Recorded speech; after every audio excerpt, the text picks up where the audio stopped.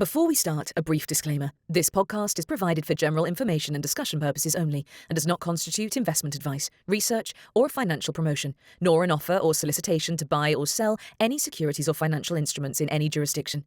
The views expressed are those of the speakers at the time of recording and may not reflect the views of any organisation they are associated with. While information discussed is believed to be reliable, no representation or warranty is given, and no liability is accepted for any loss arising from reliance on it. Listeners should seek their own independent professional advice before making any investment or financial decisions.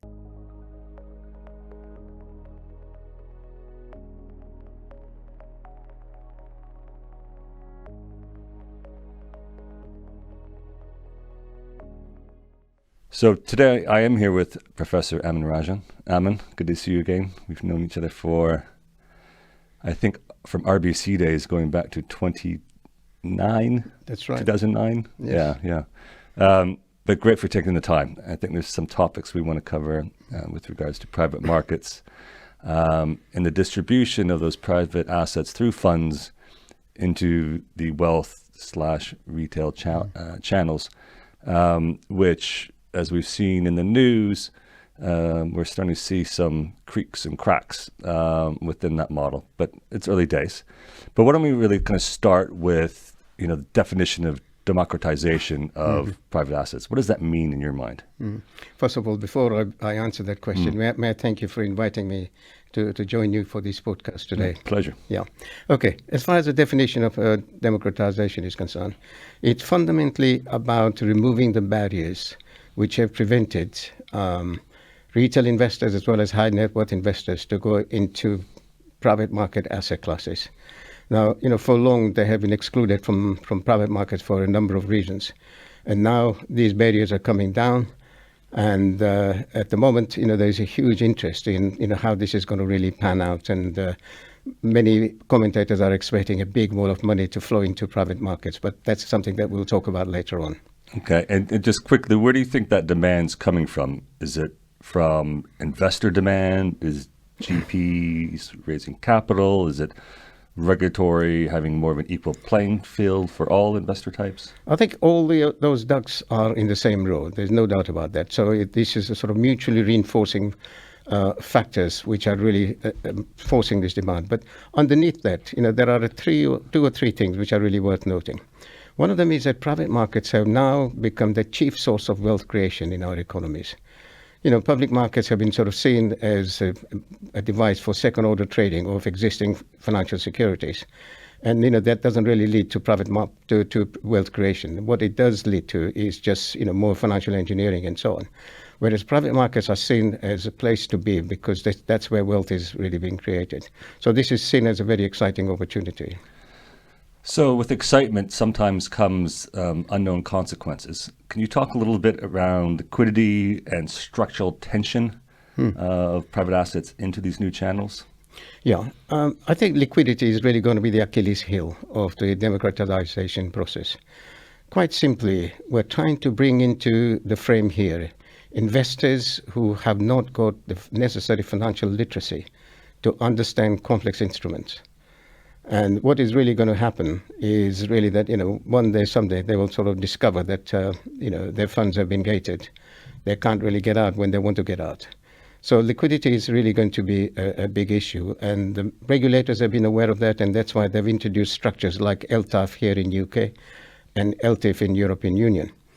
But my point is that these structures are very well in principle. But if, for example, if we find that there is poor returns for 2 consecutive years, then investors are likely to run for the hills because this is what retail investors normally do. This is what they've done in the past. They're very much driven by greed and fear cycles. And, they have a habit of buying high and selling low. Yeah. So I'm really sort of quite concerned about the fact that, this is not really going to be a one-sided deal.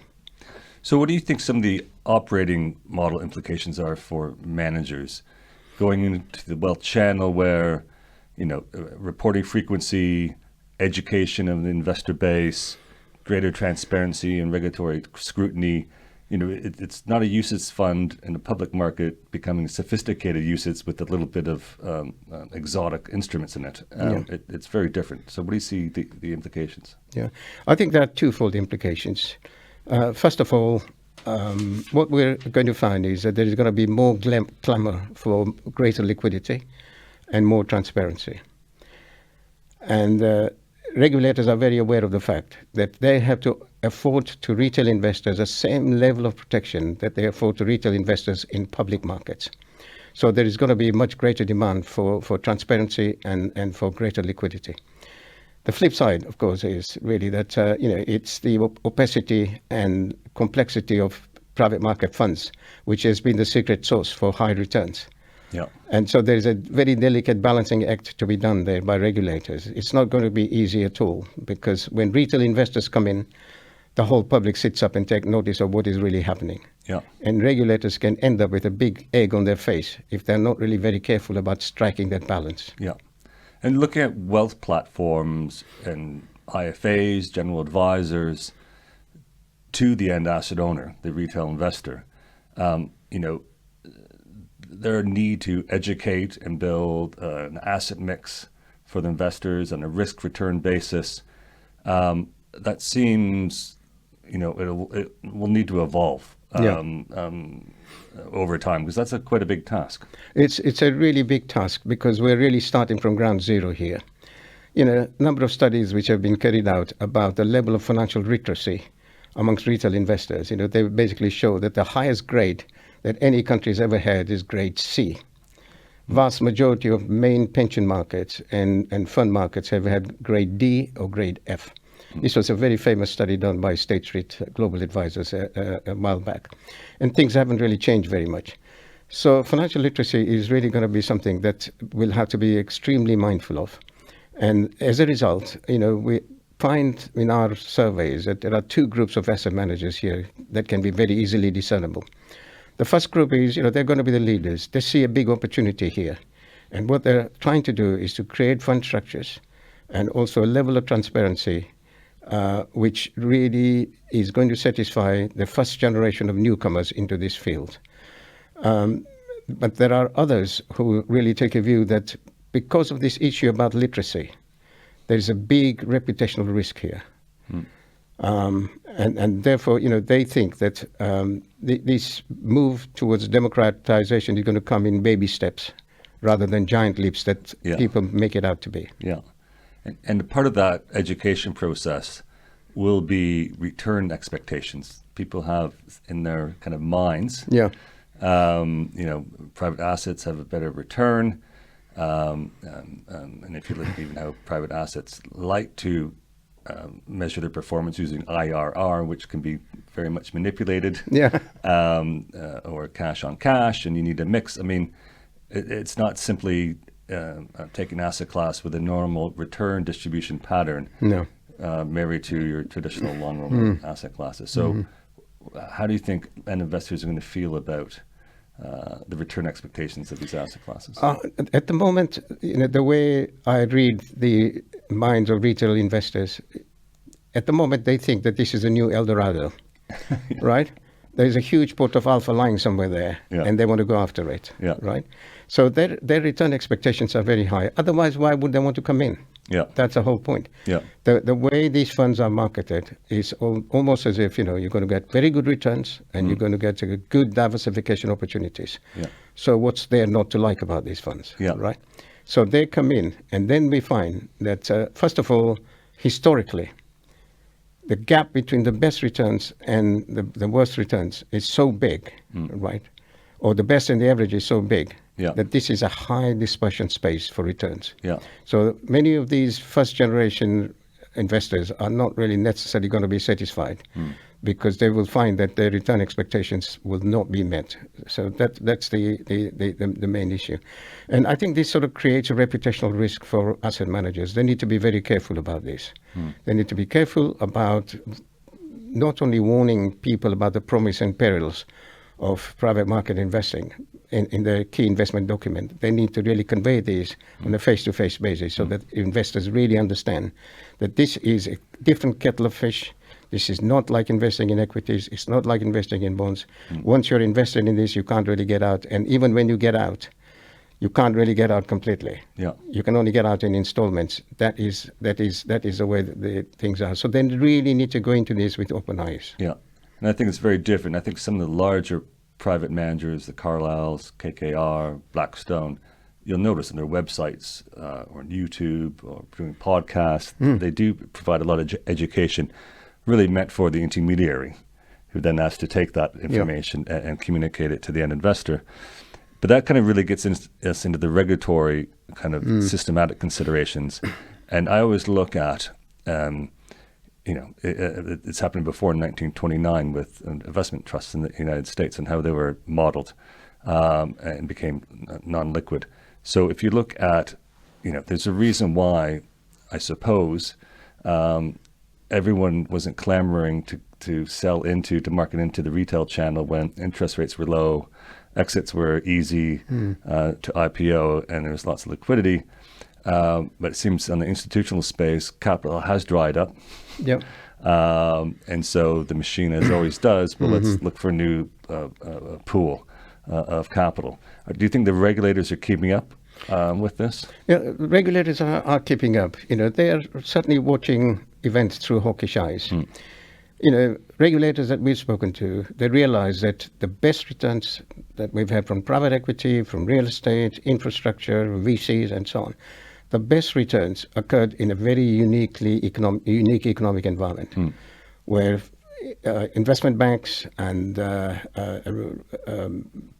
central banks as well, they had served to keep a floor under the asset prices. And so IPOs was really very easy in those days. So exit channels were great. Yeah.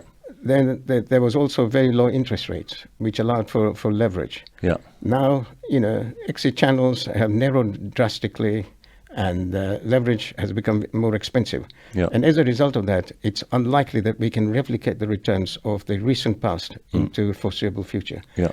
And this is very much indicated by the amount of dry powder that is there at the moment. Yeah. I was looking at some figures. The latest figure shows that there has been a 10% annual compound growth in dry powder for the last 10 years, and it stands at its highest. And something like 25% of assets in private markets are actually held in the form of dry powder. Now, that's a huge amount of capital which has been allocated but not invested. Yeah. And that basically sort of shows that the opportunity set has declined quite a lot. So to come back to your question, I don't know how many retail investors would realize that the past performance here was a product of a unique environment, and it's not likely to be replicated for the foreseeable future. Yeah. And I think it's a big issue, and this is where financial advisors and also asset managers, they really need to talk very clearly about managing people's return expectations, and also tell them not just to extrapolate the past experience into a foreseeable future. Yeah, I think building a diversified portfolio on a risk-return basis, which also on the risk side includes when the durations are extending, what that means. A very different kind of mindset for someone who can usually get daily liquidity. Yeah. So just to finish up in a moment, but we should touch on technology, tokenization. What are your thoughts about it? Is it making distribution more efficient? What are your thoughts? Yeah. To me, tokenization can potentially be a big innovation, probably as consequential as ETF. That's my personal view. Yeah. Because what we have is a situation where there is huge amount of idle balances held by retail investors sitting in bank accounts earning a pittance. Now, as you know, here in Europe, there's a European Union directive which is wading through the legislative process, which seeks to unlock something like 10 trillion euros. Unlock that from retail bank accounts and bring them into investment accounts. Something similar is afoot in Japan as well. So we're really talking about a vast sums of money that can really come into the industry landscape and completely change the industry landscape, because there will be much more assets there, huge scope for organic growth and so on. But all that basically sort of means that it's got to be done with care. because this is a hot potato. Yeah. It can go terribly wrong, particularly with retail investors and with high net worth investors. Yeah. And regulators have a huge role to play in this area. Yeah. So that kind of leads to kind of some closing thoughts around, number one, long-term winners and losers. What do you think? I think winners are going to be those who really deliver on investment basics. Like, for example, those who eschew hype and really present the product prospectus in a measured way. They're also going to have the ability to deliver risk-adjusted returns. They're also going to deliver a fee structure which delivers value for money. And those are the sort of key characteristics. And also, they're going to be those who provide liquidity when liquidity is needed. Yeah. Now, that's not really going to be easy, because one thing I wanted to bring out, if I may, please, is that we're going to see a convergence between private markets and public markets as a result of this. This convergence is already occurring and will accelerate. And tokenization is going to come in both those sets of markets, not just in private markets. And as a result of this convergence, what we will find will be, there will be quite a lot of private market assets in multi-asset class funds produced by long-only managers, right? And as a result of that, there is a big issue about the mark-to-market rules, because at the moment, mark-to-market rules don't apply to assets in private markets, as you know. Yeah. But if there is a convergence between the two, what would happen to the mark-to-market regime? And if mark-to-market regime is then applied to private markets, then the biggest benefit of diversification just disappears. Yeah. Or one of the biggest benefits disappears. So there are some really big issues here which we have to encounter. And that's why my personal view is that we will see move in this direction in terms of baby steps, not giant leaps. And particularly in the light of some of the blow-ups that we're seeing at the moment in private markets. Blue Owl and, Yeah. So just finally, I mean, you spend a lot of time advising CEOs. If there's one or two things that they should not be underestimating, what would they be? Yeah. I think they should not underestimate the very low level of financial literacy on the part of retail investors as well as high net worth investors. These people do not understand the value creation process in the financial markets. Yeah. And therefore, the key role is really to acquaint them about where is value being created and how it's being created, and completely eschew hype. Because if they don't eschew hype, then I think this could really pose a huge reputational risk. Yeah. Well, Amin, thanks for your time as always, and we'll do this again soon, probably during one of your next papers. What's your next paper you're working on? The next paper is about investment innovations, and tokenization is there. Okay. As a part we of got that ahead as of it. well. All right, brilliant. Thank you, Amin. Thank you very much for having me. Right, cheers. It's a great pleasure being here. Thank you. Great.